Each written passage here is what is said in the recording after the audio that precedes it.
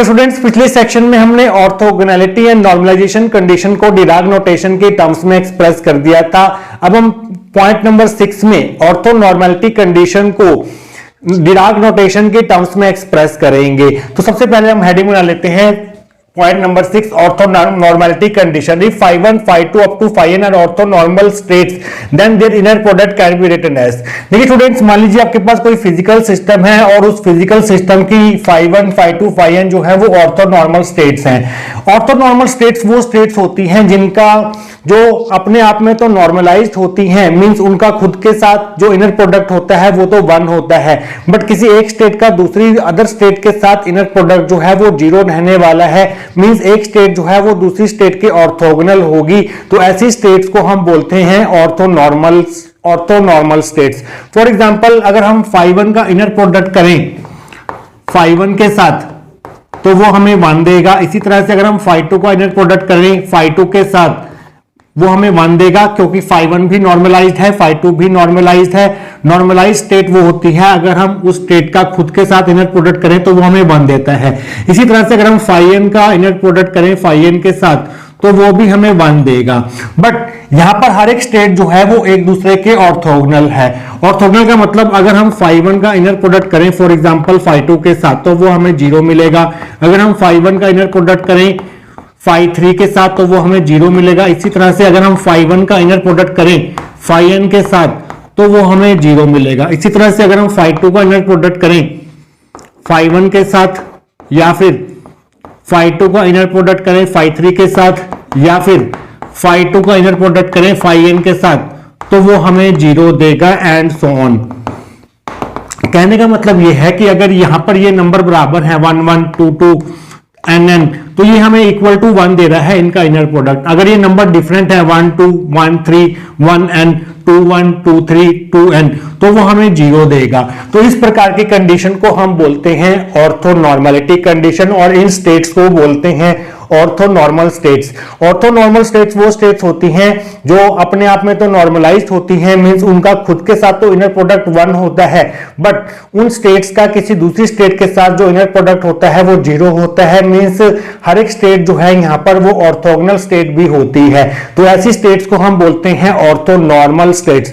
और इनको हम कैसे रिप्रेजेंट करते हैं? इनको हम इस तरह से रिप्रेजेंट कर सकते हैं कि phi i का जो इनर प्रोडक्ट होगा phi j के साथ, और इनर प्रोडक्ट को हम कैसे रिप्रेजेंट करते हैं माइनस इनफिनिटी प्लस इनफिनिटी, पहली स्टेट का complex conjugate multiply second state, साथ में हमारे पास आएगा dx, और ये इक्वल टू डेल्टा ij के बराबर होगा। डेल्टा ij यहाँ पर क्रोनेकर डेल्टा फंक्शन है और इस डेल्टा ij की वैल्यू 1 कब होगी?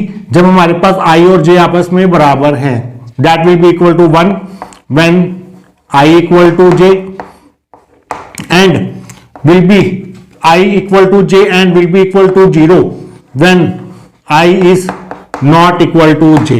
तो इस कंडीशन को हम बोलते हैं ऑर्थोनॉर्मलिटी कंडीशन। यहां पर आप लिख देंगे दिस इज कॉल्ड ऑर्थोनॉर्मलिटी कंडीशन।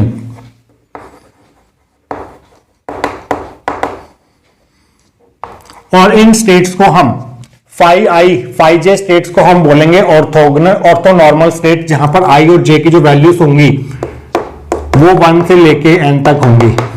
यहां पर इस तरह से लिखेंगे आप।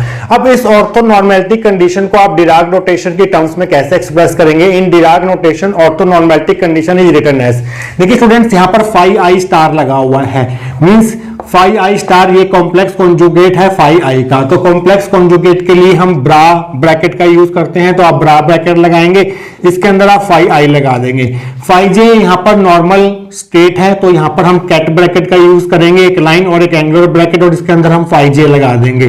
तो इस इनर प्रोडक्ट को हम यहाँ पर इस तरह से रिप्रेजेंट करेंगे, that will be equal to integration minus infinity plus infinity phi i star phi j dx that will be equal to delta ij that will be equal to 1 when I is equal to j and 0 when I is not equal to j। तो इस तरह से हम ऑर्थोनॉर्मलिटी condition को numericals में डिराग notation की terms में इस तरह से एक्सप्रेस करेंगे। आइए बात करते हैं एक्सपेक्टेशन वैल्यू की। एक्सपेक्टेशन वैल्यू जो है वो हम किसी ऑपरेटर की निकालते हैं और उसका एक फॉर्मूला होता है expectation value of an operator का, और उस फॉर्मूला को हम डिराग नोटेशन की टर्म्स में कैसे एक्सप्रेस करेंगे वो हम पॉइंट नंबर 7 में स्टडी करेंगे। तो आप यहां पर लिखेंगे if A cap is an operator which operates on a wave function psi then expectation value of this operator on state psi is given by. मान लीजिए आपके पास ए कैप जो है कोई ऑपरेटर है जिसे हम वेव फंक्शन साई के ऊपर ऑपरेट कर रहे हैं, तो इस ऑपरेटर की जो एक्सपेक्टेशन वैल्यू होगी इस स्टेट साई के ऊपर वो हम कुछ इस तरह से रिप्रेजेंट करते हैं। Expectation value of A cap का सिंबल हमारे पास ये होता है, that will be equal to integration psi star A cap psi dx, और नीचे आता है हमारे पास integration psi star psi dx. ये हमारी 10th इक्वेशन होगी। ये है हमारे पास expectation value of an operator A cap operator का एक्सप्रेशन, और इस ए कैप की वैल्यू जो है हमने वो किस पे फाइंड की है, इस स्टेट साई के ऊपर फाइंड की है। तो इसे हम कैसे रिप्रेजेंट करेंगे डिराग नोटेशन में, तो आप लिखेंगे in Dirac notation equation 10 is written as expectation value of A cap that will be equal to, तो ध्यान से देखिएगा यहाँ पर साई स्टार है तो कॉन्जुगेट के लिए हम यहाँ पर यूज करेंगे ब्रा ब्रैकेट का। ये हमारे पास ब्रा ब्रैकेट हो गई, बीच में हमारे पास ए कैप भी है, और ए कैप मैंने आपको पिछले सेक्शन से बताया था कि ए कैप को आपको लाइन के साथ लिखना है, तो ए कैप यहां पर आ जाएगा। और यहां पर साई जो है वो नॉर्मल वेव फंक्शन है, और नॉर्मल वेव फंक्शन के लिए हम यूज करते हैं कैट ब्रैकेट का। कैट ब्रैकेट का सिंबल हमारे पास ये होता है। तो ऊपर वाली टर्म को हम इस तरह से रिप्रेजेंट करेंगे, इस तरह से इसको लिखा जाएगा। और नीचे हमारे पास क्या है, नीचे हमारे पास है ये, तो यहां पर साई स्टार जो है वो एक कॉम्प्लेक्स कॉन्जुगेट है। कॉम्प्लेक्स कॉन्जुगेट के लिए हम अगेन ब्रा ब्रैकेट का यूज करेंगे, और साई जो है वो नॉर्मल वेव फंक्शन है, और नॉर्मल वेव फंक्शन के लिए हम कैट ब्रैकेट का यूज करेंगे। तो यहां पर हम साई लगा देंगे और ये आ जाएगा। तो स्टूडेंट्स इस तरह से आप expectation value of any operator A cap को डिराग नोटेशन की टर्म्स में इस तरह से एक्सप्रेस करेंगे, जहां पर ये टर्म जो है वो इसको रिप्रेजेंट कर रही है न्यूमरेटर को, और ये टर्म जो है वो इक्वेशन 10 के डिनोमिनेटर को रिप्रेजेंट कर रही है। तो स्टूडेंट्स इसके बाद हमें 2 पॉइंट्स और स्टडी करने हैं, उसके बाद हम डिराग नोटेशन के ऊपर कुछ इंपॉर्टेंट न्यूमेरिकल स्टडी करेंगे आने वाले सेक्शंस के अंदर। तो स्टूडेंट्स नेक्स्ट पॉइंट में हम समझेंगे कि जो हमारे पास क्वांटम मैकेनिक्स में आयन वैल्यू इक्वेशन होती है उसे डिराग नोटेशन के टर्म्स में कैसे एक्सप्रेस करते हैं। तो आप यहां पर हेडिंग बनाएंगे point number 8, let when an operator A cap operates on a wave function pi n we get an eigen value lambda n. जब हम किसी ऑपरेटर ए कैप को किसी वेव फंक्शन फाई एन के ऊपर ऑपरेट करवाते हैं तो हमें यहां पर वेव फंक्शन तो मिलता ही है फाई एन, साथ में आयन वैल्यू भी मिलती है मल्टीप्लाई में, जिसे हम लैम्डा एन से यहां पर डिनोट कर रहे हैं। ये हमारी 11th इक्वेशन होगी। अगर हम दोनों तरफ कॉम्प्लेक्स कॉन्जुगेट लें तो ये हमें क्या मिलेगा, A cap star phi n star equal to lambda n star phi n star. तो ये भी आयन वैल्यू इक्वेशन है, ये भी आयन वैल्यू इक्वेशन है। Equation 11 is known as eigen value equation. अब 11 और 12th इक्वेशन को हम डिराग नोटेशन के टर्म्स में कैसे एक्सप्रेस करेंगे। In Dirac notation equation 11 can be written as, तो स्टूडेंट्स यहां पर देखिए, यहां पर नॉर्मल वेव फंक्शन है। नॉर्मल वेव फंक्शन को हम कैट वेक्टर से डिनोट करते हैं, तो कैट ब्रैकेट के अंदर हमने फाई एन को लिख दिया, और ए कैप जो है इस लाइन के पास आएगा, यहां पर आएगा, ये हमारे पास होगा। That will be equal to lambda n. Lambda n के लिए कोई भी ब्रैकेट सिस्टम नहीं है, वो आयन वैल्यू है, वो एज इट इज आएगी। और यहां पर phi n normal wave function है, और नॉर्मल वेव फंक्शन के लिए हम यूज करते हैं कैट ब्रैकेट का, तो यहां पर फाई एन आ जाएगा।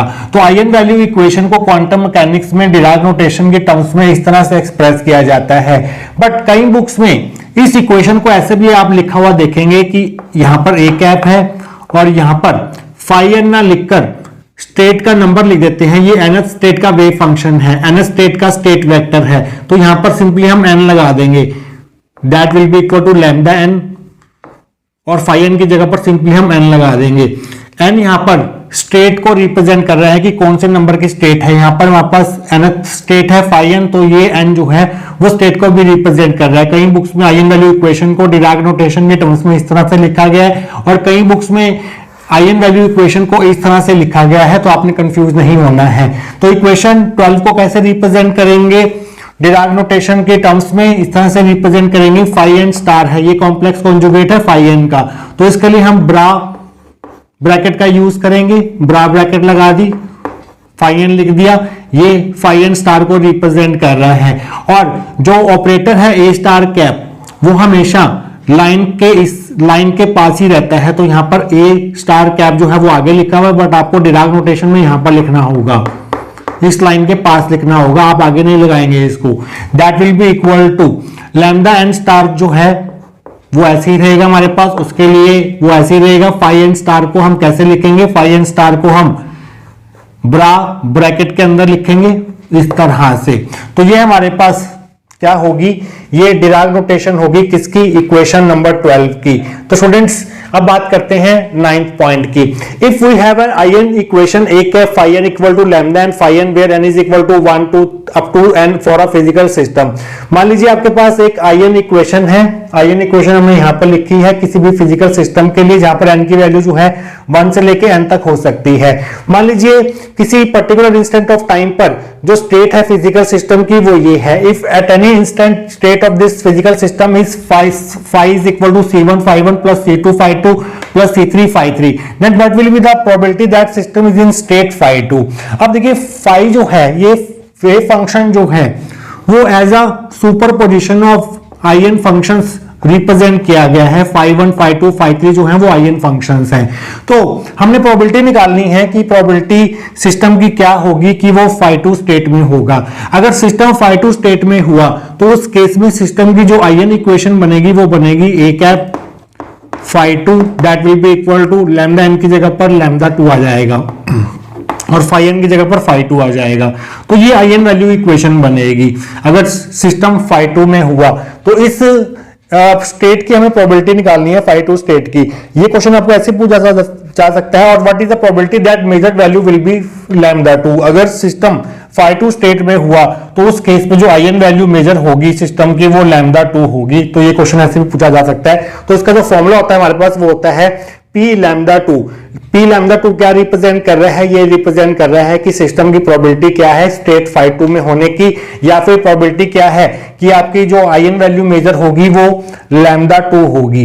तो यहां पर इसका जो फॉर्मूला बनेगा वो होगा मॉडुलस, यहां पर इनर प्रोडक्ट लेंगे हम किसका, जो स्टेट की हमें प्रोबेबिलिटी निकालनी है फाई2 स्टेट की निकालनी है। फाई2 स्टेट की जो इनर प्रोडक्ट होगा वो हमें इस वेव फंक्शन साई के साथ लेना होगा और यहां पर ऊपर स्क्वायर लगाना होगा, और नीचे हमारे पास इनर प्रोडक्ट आएगा किसका, साई का साई के साथ। तो ये फॉर्मूला आपको ध्यान रखना है। अगर हमें फाई3 स्टेट की पूछी जाती तो फाई3 स्टेट में यहां पर लैम्डा 3 आ जाता और फाई2 की जगह पर फाई3 आ जाता, बाकी फॉर्मूला जो है वो सेम रहता। अगर फाई1 स्टेट की प्रोबेबिलिटी पूछी जाती है तो यहां पर लैम्डा 2 की जगह पर लैम्डा 1 आ जाता और फाई2 की जगह पर फाई1 आ जाता। तो आपको एग्जाम में किसी भी स्टेट की प्रोबेबिलिटी जो है वो निकालने को पूछ सकते हैं। तो यहां पर हमें पता है इनर प्रोडक्ट को हम कैसे लिखते हैं, p lambda 2 will be equal to modulus integration minus plus infinity, पहले वेव फंक्शन का कॉम्प्लेक्स कॉन्जुगेट फाई2 स्टार, दूसरा फंक्शन ऐसे ही आएगा dx और ऊपर यहां पर स्क्वायर आ जाएगा और नीचे इनर प्रोडक्ट है साई का साई के साथ। तो integration minus infinity plus infinity, पहले फंक्शन का कॉम्प्लेक्स कॉन्जुगेट साई स्टार, दूसरा फंक्शन एज इट इज साथ में dx मल्टीप्लाई में आ जाएगा। अब स्टूडेंट्स इस इक्वेशन को हम डिराग नोटेशन में कैसे लिखेंगे, in Dirac notation above equation can be written as, तो डिराग नोटेशन की टर्म्स में हम ऐसे लिखेंगे P lambda 2 that will be equal to, यहां पर फाई2 स्टार है, फाई2 का कॉम्प्लेक्स कॉन्जुगेट है, तो यहां पर हम फाई2 के लिए बड़ा ब्रैकेट का यूज करेंगे और यहां पर साई जो है वो नॉर्मल वेव फंक्शन है, तो नॉर्मल वेव फंक्शन के लिए हम यहां पर सिंपली कैट ब्रैकेट का यूज करेंगे, साथ में हमारे पास यहां पर मॉडुलस है, मॉडुलस लगाएंगे और ऊपर यहां पर स्क्वायर है तो स्क्वायर भी लगाएंगे, और नीचे यहां पर पहले साई स्टार है, साई का कॉम्प्लेक्स कॉन्जुगेट है तो उसके लिए हम बड़ा ब्रैकेट का यूज करेंगे, उसमें साई पुट करेंगे, फिर यहां पर नॉर्मल वेव फंक्शन है उसके लिए हम कैट ब्रैकेट का यूज करेंगे। तो नीचे वाले टर्म को हम सिंपली इस तरह से लिख सकते हैं। तो डिराग नोटेशन के टर्म्स में जो प्रोबेबिलिटी होगी सिस्टम की स्टेट फाई2 में होने की उसको हम इस तरह से रिप्रेजेंट करेंगे, या फिर जो प्रोबेबिलिटी होगी कि जो मेजर आई एन वैल्यू है वो लैम्डा 2 है उसको हम इस तरह से रिप्रेजेंट करेंगे डिराग नोटेशन में। न्यूमेरिकल्स में हम इस फॉर्मूला को इस तरह से यूज करेंगे। तो स्टूडेंट्स ये हो गया हमारे पास डिराग नोटेशन, कैट ब्रा नोटेशन और उससे रिलेटेड इंपॉर्टेंट पॉइंट्स। अब जितना भी हमने डिराग नोटेशन के बारे में पढ़ा है, इसको न्यूमेरिकल्स में कैसे इंप्लीमेंट करेंगे, कैसे आपको इसके ऊपर न्यूमेरिकल पूछे जा सकते हैं, उसके लिए कुछ मोस्ट इंपॉर्टेंट एग्जांपल्स हम देखेंगे आने वाले सेक्शंस के अंदर। तो स्टूडेंट्स आइए देखते हैं कि डिराग नोटेशन के ऊपर आपको एग्जाम में न्यूमेरिकल्स कैसे पूछे जा सकते हैं। पहला क्वेश्चन है हमारे पास, if ket psi equal to 1 iota and ket phis equal to 1 iota minus 2 iota, then calculate inner product of five and psi and inner product of phi and phi. ये इनर प्रोडक्ट को represent कर रहा है डिराग notation में, ये भी inner product को represent कर रहा है डिराग नोटेशन में। तो सॉल्यूशन कैसा होगा, inner product of phi with psi को हम अगर यहां पर जो वेव फंक्शंस हैं, स्टेट वेक्टर्स हैं, वो मैट्रिसेस फॉर्म में हैं, तो यहां पर हम जो इनर प्रोडक्ट होता है वो कैसे लेते हैं, पहले फंक्शन का डैगर, साइड डैगर, उसे मल्टीप्लाई करते हैं सेकंड फंक्शन के साथ। तो साइड डैगर हम कैसे निकालेंगे, साइड डैगर जो है वो इसके ट्रांसपोज कॉन्जुगेट को रिप्रेजेंट कर रहा है। पहले आप इसका ट्रांसपोज कीजिए, ट्रांसपोज करके आएगा 1 आइटा, फिर आइटा का साइन चेंज कर दीजिए जो कि हो जाएगा माइनस आइटा, और यहाँ पर साई है, साई की वैल्यू पुट कर दीजिए 1 आइटा, इनको मल्टीप्लाई कीजिए, 1 को 1 से किया 1, माइनस आइटा को माइनस आइटा को आइटा से किया माइनस आइटा स्क्वायर आ गया, आइटा स्क्वायर -1 होता है, 1 माइनस -1 1 प्लस 1 इक्वल टू 2 आ जाएगा। ये हमारे पास आंसर नंबर 1 होगा। इसी तरह से जो इनर प्रोडक्ट होगा फाई का फाई के साथ, वो कैसे होगा, पहले फंक्शन फाई का डैगर लेंगे हम, फाई डैगर, और सेकंड फंक्शन से मल्टीप्लाई करेंगे उसको। फाई डैगर क्या होगा, इसका ट्रांसपोज कॉन्जुगेट, पहले आप इसका ट्रांसपोज करेंगे, ट्रांसपोज आएगा इसका 1 आइटा माइनस 2 आइटा, फिर आइटा का साइन चेंज करेंगे जो कि हो जाएगा 1 आइटा की जगह पर माइनस आइटा आ जाएगा और माइनस 2 आइटा की जगह पर प्लस 2 आइटा आ जाएगा, और फाई हमारे पास है 1 आइटा माइनस 2 आइटा। इनको आपस में मल्टीप्लाई करेंगे, 1 को 1 से किया 1, माइनस आइटा को आइटा से किया माइनस आइटा स्क्वायर, 2 आइटा को माइनस 2 आइटा से किया माइनस 4 आइटा स्क्वायर। इसे सॉल्व करेंगे तो आपको मिल जाएगा 6 आइटा स्क्वायर की जगह -1 पुट करने पर। ये हमारे पास आंसर नंबर 2 होगा। इस तरह से आपको एक क्वेश्चन पूछा जा सकता है। सेकंड है हमारे पास question, if ket psi equal to iota ket phi 1 plus 3 iota ket phi 2 minus ket phi 3 and xi cat xi is equal to cat phi 1 minus iota cat phi 2 plus iota cat phi 3, where cat phi 1 cat phi 2 cat phi 3 are orthonormal state, then calculate inner product of psi and psi, inner product of xi and xi and inner product of psi with xi, and fourth में inner product of xi with psi। तो students यहाँ पर क्योंकि ये cat phi 1 cat phi 2 cat phi 3 जो है वो orthonormal states है, और ऑर्थोनॉर्मल स्टेट्स की क्या प्रॉपर्टी होती है कि इन स्टेट्स का खुद के साथ जो इनर प्रोडक्ट होगा उसकी वैल्यू हमारे पास 1 होगी। phi 1 का खुद के साथ जो इनर प्रोडक्ट होगा उसे हम कैसे रिप्रेजेंट करेंगे, ब्रा phi 1 कैट phi 1 से, that will be equal to 1, and phi 2 का जो इनर प्रोडक्ट होगा phi 2 के साथ उसे हम ऐसे रिप्रेजेंट करेंगे डिराग नोटेशन में, ket bra phi 2 ket phi 2 that will be equal to 1, और जो इसका इनर प्रोडक्ट होगा phi 3 का phi 3 के साथ उसे हम रिप्रेजेंट करेंगे bra phi 3 ket phi 3 equal to 1। तो ये जो सेम आयन स्टेट्स का जो इनर प्रोडक्ट होगा वो हमें 1 देगा, और बाकी अगर हमारे पास किसी एक स्टेट का दूसरी स्टेट के साथ इनर प्रोडक्ट फाइंड करेंगे तो वो हमें 0 देगा। जैसे phi 1 का phi 2 के साथ इनर प्रोडक्ट, phi 2 का phi 1 के साथ, phi 1 का phi 3 के साथ, phi 3 का phi 1 के साथ, phi 2 का phi 3 के साथ, phi 3 का phi 2 के साथ, ये सभी इनर प्रोडक्ट जो है वो हमारे पास 0 होंगे। इस चीज का आपने ध्यान रखना है कैलकुलेशन करते समय। तो पहले हमें फाइंड करना है inner product of psi with psi, जिसे हम बोलते हैं bra psi ket psi, that will be equal to, यहाँ पर जो ये स्टेट वेक्टर्स हैं ये मैट्रिसेस फॉर्म में नहीं है, तो पहले वेव फंक्शन का complex conjugate psi star multiply psi आ जाएगा सेकंड वेव फंक्शन साथ में। तो साई स्टार हम कैसे निकालेंगे, जो हमारे पास साई है ये कैट साई है, तो कैट ब्रैकेट को ब्रा ब्रैकेट से रिप्लेस करेंगे और आइटा का साइन चेंज करेंगे। तो आइटा की जगह पर आ गया माइनस आइटा, कैट phi 1 बन जाएगा ब्रा phi 1, 3 आइटा को लिखेंगे माइनस 3 आइटा, कैट phi 2 बन जाएगा ब्रा phi 2, इसको हम लिखेंगे माइनस ब्रा phi 3। तो ये हमारे पास साई स्टार की वैल्यू होगी, और हमारे पास साई क्या है, साई हमारे पास ये है, इसको सिंपली आपने यहाँ पर लिख देना है। तो स्टूडेंट्स अब आप क्या करेंगे, पहले आप इसको इससे मल्टीप्लाई करेंगे, फिर इसको इससे मल्टीप्लाई करेंगे, फिर इसको इससे मल्टीप्लाई करेंगे। फॉर एग्जाम्पल मैं आपको यहाँ पर एक करके दिखा देता हूँ, इसको इससे मल्टीप्लाई करेंगे तो आपको मिलेगा माइनस आइटा स्क्वायर ब्रा phi 1 कैट phi 1, इसको इसके साथ मल्टीप्लाई करने पर, फिर इसको इसके साथ मल्टीप्लाई करेंगे तो आपको मिलेगा -3 आइटा स्क्वायर ब्रा φ1 और कैट φ2 मिलेगा। उसके बाद हमारे पास इसको इस टर्म को इस टर्म के साथ मल्टीप्लाई करने पर आपको मिलेगा माइनस आइटा ब्रा φ1 और कैट φ3 मिलेगा। बट अभी आपने देखा क्योंकि ये ऑर्थोनॉर्मल स्टेट्स हैं तो ये प्रॉपर्टीज सेटिस्फाई करेंगी। ये आइएन स्टेट φ1 का φ1 के साथ इनर प्रोडक्ट 1 है तो यहां पर 1 लगा देंगे। इसी तरह से 3 आइटा का इसका जो इनर प्रोडक्ट होगा 1 का 2 के साथ वो 0 होगा और 1 का 3 के साथ इनर प्रोडक्ट जो है वो 0 होगा। तो इसे सॉल्व करके आपको मिलेगा क्या, माइनस आइटा स्क्वायर, ये टर्म 0 हो जाएंगी, सिंपली माइनस आइटा स्क्वायर मिलेगा। तो जब आप इसको इन तीनों से मल्टीप्लाई करेंगे तो माइनस आइटा स्क्वायर मिलेगा। तो सिंपली आपने क्या समझा यहां पर कि आपको सिर्फ φ1 को φ1 के साथ ही मल्टीप्लाई करना है क्योंकि φ1 का φ2 के साथ इनर प्रोडक्ट, φ1 का φ3 के साथ इनर प्रोडक्ट जो है वो 0 रहने वाला है। तो आप डायरेक्ट भी लिख सकते हैं कि आपने सिंपली इसको इसके साथ मल्टीप्लाई करना है, इसको सेकंड वाले टर्म के साथ मल्टीप्लाई करना है, इसको सिर्फ थर्ड वाले टर्म के साथ मल्टीप्लाई करना है।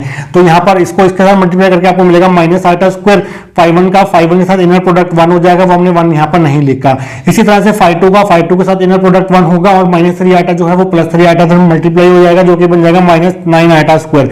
φ3 का φ3 के साथ इनर प्रोडक्ट 1 हो जाएगा और माइनस माइनस हो जाएंगे +1 यहाँ पर। तो आइटा स्क्वायर की जगह -1 पुट करेंगे, आइटा स्क्वायर की जगह -1 पुट करेंगे तो सॉल्व करके आपको मिल जाएगा 11। ये हमारे पास आंसर नंबर 1 होगा। इसी तरह से आप कैट ब्रा जाई एंड कैट जाई की वैल्यू फाइंड करेंगे। कहने का मतलब यह है ये इनर प्रोडक्ट है जाई का जाई के साथ, जो कि किसके बराबर होगा, बाय डेफिनेशन जाई स्टार जाई के बराबर होगा। तो जाई स्टार कैसे निकालेंगे, जाई हमें दिया हुआ है तो जाई स्टार क्या होगा, आपको सिंपली कैट ब्रैकेट को ब्रा वेक्टर से रिप्लेस करना है और आइटा का साइन चेंज करना है। तो ये बन जाएगा यहां पर देखिए ये कैट φ1 बन जाएगा ब्रा φ1, माइनस आइटा बन जाएगा प्लस आइटा, कैट φ2 बन जाएगा ब्रा φ2, ये +5 आइटा बन जाएगा -5 आइटा और कैट φ3 बन जाएगा ब्रा φ3। तो हमारे पास जाई स्टार की वैल्यू ये होगी। जाई की वैल्यू आप पूरी की पूरी उठाकर यहाँ पर पुट कर देंगे। तो शॉर्टकट मेथड से इनको आपस में मल्टीप्लाई करेंगे। आपको सिर्फ φ1 को φ1 के टर्म के साथ मल्टीप्लाई करना है। φ1 का φ1 के साथ इनर प्रोडक्ट 1 हो जाएगा, φ2 का φ2 के साथ इनर प्रोडक्ट 1 हो जाएगा और आइटा और माइनस आइटा मल्टीप्लाई हो जाएंगे, माइनस आइटा स्क्वायर आ जाएगा और φ3 का φ3 के साथ इनर प्रोडक्ट 1 हो जाएगा। तो आपने सिंपली इसको इसके साथ मल्टीप्लाई करना है, इसको इसके साथ किया था और इसको इसके साथ मल्टीप्लाई किया था। तो स्टूडेंट्स -5 आइटा +5 आइटा बन जाएगा -25 आइटा स्क्वायर की जगह -1 रखने पर आपको इसका आंसर जो है वो 27 मिलेगा। ये हमारे पास सेकंड आंसर होगा। इसी तरह से आप जाई के साथ इनर प्रोडक्ट फाइंड करेंगे जो कि होगा साई स्टार जाई। साई स्टार जो है वो हमने यहाँ पर निकाला हुआ है, ये पूरी वैल्यू साई स्टार की वैल्यू है वो आप यहाँ पर पुट करेंगे। जाई की वैल्यू आपको दी हुई है ये वाली, वो आप यहाँ पर पुट करेंगे। इनको वैसे ही मल्टीप्लाई करेंगे जैसे हमने ऊपर मल्टीप्लाई किया है। तो यहाँ पर हमारे पास आ जाएगा -6 आइटा +3, ये हमारे पास आंसर नंबर 3 होगा। इसी तरह से जो हमारा जाई होगा जो कि किसके बराबर होगा, जाई स्टार जाई के बराबर होगा। तो यहाँ पर जाई स्टार की वैल्यू पुट करनी है। जाई स्टार की वैल्यू आपने ये लिखी हुई है यहाँ पर, वो पूरी की वैल्यू पुट कर देंगे ये वाली, और ये जाई की वैल्यू ये वाली पुट कर देंगे यहाँ पर। इनको आपस में मल्टीप्लाई करेंगे तो इसको सॉल्व करके आपको 6 आइटा -3 मिलेगा। तो स्टूडेंट्स अगर हम इसका कॉम्प्लेक्स कॉन्जुगेट लें, जो हमें रिजल्ट मिला है इसका इनर प्रोडक्ट ऑफ जाई विद जाई का अगर हम कॉम्प्लेक्स कॉन्जुगेट लें तो क्या हमें मिलेगा, -6 आइटा +3 मिलेगा, ये मिलेगा।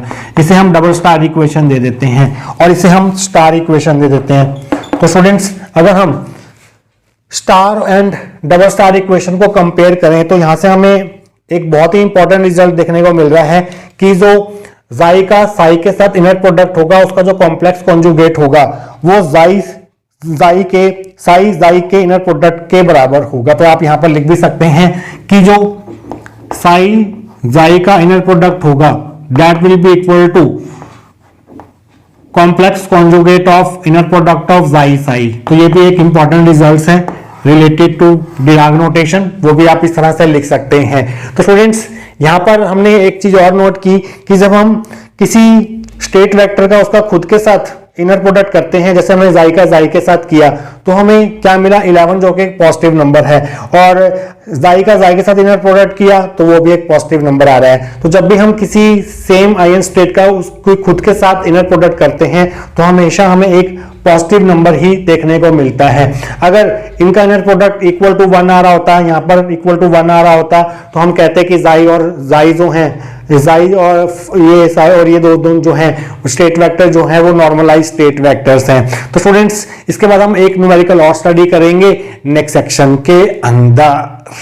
तो स्टूडेंट्स आइए स्टडी करते हैं नेक्स्ट न्यूमेरिकल, जो कि है if we have a eigen equation a cap phi n equal to lambda and phi n where n is equal to 1 to n for a physical system, if at an instant state of this physical system is cat psi is equal to 3 iota cat phi 1 plus phi cat phi 2, then find probability that system is in state cat phi 1 and probability that system is in state cat phi 2 given cat phi 1 and cat phi 2 are orthonormal states। तो students हमारे पास यहाँ पर एक ion value equation given है physical system की, और जो किसी भी इंस्टेंट ऑफ टाइम पर, किसी एक पर्टिकुलर इंस्टेंट ऑफ टाइम पर जो सिस्टम है वो इस स्टेट में है। तो हमें प्रोबेबिलिटी फाइंड करनी है कि सिस्टम जो है इस स्टेट में होगा, कैट phi 1 स्टेट में होगा, और प्रोबेबिलिटी फाइंड करनी है कि सिस्टम कैट phi 2 स्टेट में होगा, और हमें ये दोनों आयन स्टेट जो हैं वो ऑर्थोनॉर्मल दे रखी हैं। मींस phi 1 का phi 1 के साथ इनर प्रोडक्ट, phi 2 का phi 2 के साथ इनर प्रोडक्ट जो है वो 1 रहने वाला है, और phi 1 का phi 2 के साथ जो इनर प्रोडक्ट होगा और phi 2 का phi 1 के साथ जो इनर प्रोडक्ट होगा वो 0 रहने वाला है। ये ऑर्थोनॉर्मलिटी की कंडीशंस होती हैं कि खुद का जो किसी आयन स्टेट का खुद के आयन स्टेट के साथ तो इनर प्रोडक्ट 1 होगा, बट किसी आयन स्टेट का दूसरे आयन स्टेट के साथ इनर प्रोडक्ट जो है वो 0 रहने वाला है। तो प्रोबेबिलिटी का फॉर्मूला हमने पढ़ा था पॉइंट नंबर लास्ट पॉइंट में, सबसे लास्ट पॉइंट में हमने पढ़ा था, जो कि था हमारे पास। अब हमने प्रोबेबिलिटी फाइंड करनी है कैट phi 1 स्टेट की। तो कैट phi 1 स्टेट के कोरोस्पॉन्डिंग जो आयन वैल्यू इक्वेशन होगी वो क्या बनेगी, वो बनेगी a cap phi 1 equal to lambda 1 phi 1। तो लैम्डा 1 जो है वो आयन वैल्यू होगी, तो यहां पर हम p लैम्डा 1 लिखेंगे, that will be equal to, हमने phi 1 स्टेट की प्रोबेबिलिटी निकालनी है, तो phi 1 का psi के साथ इनर प्रोडक्ट आएगा ऊपर, उसका मॉड का स्क्वायर आएगा, और नीचे psi के साथ इनर प्रोडक्ट आएगा।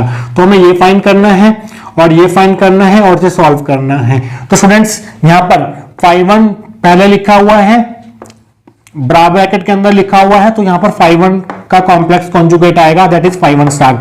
ये हमारे पास कैट साई है, ये नॉर्मल हमारे पास साई आएगा। यहाँ पर हमारे पास मॉड है, ऊपर स्क्वायर है, यहाँ पर ब्रा साई है, तो यहाँ पर साई का कॉम्प्लेक्स कॉन्जुगेट, ये कैट साई है तो सिंपल साई आ जाएगा।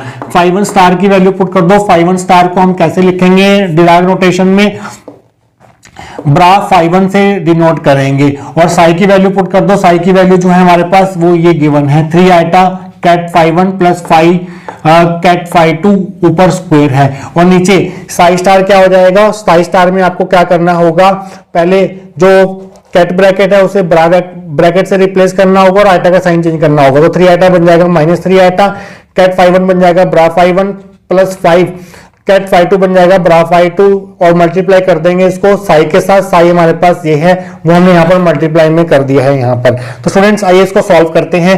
तो सिंपली आपको इस phi 1 को phi 1 के साथ मल्टीप्लाई करना है, क्योंकि phi 1 का जो इनर प्रोडक्ट होगा phi 2 के साथ वो तो 0 होगा, तो इसको इसके साथ मल्टीप्लाई करेंगे, तो यहाँ पर phi 1 का इनर प्रोडक्ट 1 हो जाएगा, तो सिंपली यहाँ पर 3 आइटा रह जाएगा। तो यहाँ पर 3 आइटा का मॉड का स्क्वायर आ जाएगा। 3 का जो स्क्वायर होता है, 3 का मॉड जो है वो 3 होगा, और 3 का स्क्वायर जो है वो 9 हो जाएगा। आइटा का मॉड जो है हमारे पास, आइटा का मॉडुलस 1 होता है, तो 1 का जब स्क्वायर करेंगे तो 1 ही आएगा, तो 9 × 1 9 आ जाएगा। और नीचे हमारे पास कैसे होगा, phi 1 को phi 1 वाले टर्म के साथ मल्टीप्लाई करेंगे और phi 2 को phi 2 वाले टर्म के साथ मल्टीप्लाई करेंगे, तो -3 आइटा इंटू 3 आइटा बन जाएगा -9 आइटा स्क्वायर। phi 1 का phi 1 के साथ इनर प्रोडक्ट 1 हो जाएगा। 5 को 5 से मल्टीप्लाई करेंगे 25, phi 2 को phi 2 के साथ इनर प्रोडक्ट 1 हो जाएगा, तो ये बन जाएगा आइटा स्क्वायर -1 -9 इंटू -1 हो जाएगा 9 प्लस 25, ये आएगा 9/34। ये हमारे पास आंसर नंबर 1 होगा। तो पहले जो प्रोबेबिलिटी होगी सिस्टम की कैट phi 1 स्टेट में होने की वो ये होगी। इसी तरह से कैट phi 2 स्टेट की प्रोबेबिलिटी हम निकाल सकते हैं, इस phi 1 की जगह पर phi 2 आ जाएगा, और नीचे हमारे पास सेम रहता है यहाँ पर। तो यहाँ पर इसको हम लिखेंगे क्या, phi 2 स्टार ब्रा phi 2 को, और यहाँ पर मल्टीप्लाई में ये है हमारे पास कैट साई और उसको सिंपली हम साई लिख देंगे। और नीचे हमारे पास है साई स्टार इंटू साई, जिसकी वैल्यू हम फाइंड कर चुके हैं 34, तो नीचे 34 ही आ जाएगा। ऊपर आपके पास क्या आएगा, फाई टू स्टार को हम लिखेंगे ब्रा फाई टू, और फाई को सिंपल वेव फंक्शन को हम कैसे लिखेंगे, इस जो हमारे पास सिंपल वेव फंक्शन है उसे हम कैट ब्रैकेट से डिनोट करेंगे, जिसकी वैल्यू हमें यहाँ पर दी हुई है। तो वैल्यू पुट कर दो 3 आटा ket phi 1 plus 5 ket phi 2, ऊपर स्क्वायर है मॉड है और नीचे 34 है। तो सिंपली फाई 2 को फाई 1 के साथ मल्टीप्लाई करेंगे जब, तो फाई 2 का फाई 1 के साथ जो इनर प्रोडक्ट है वो 0 है। तो फाई 2 को आपको सिंपली फाई 2 के साथ मल्टीप्लाई करना है, फाई 2 का फाई 2 के साथ इनर प्रोडक्ट 1 हो जाएगा और यहाँ पर मल्टीप्लाई करके 5 आ जाएगा। 5 का मॉडुलस का स्क्वायर नीचे 34, 25/34 आ जाएगा। ये हमारे पास आंसर नंबर 2 होगा।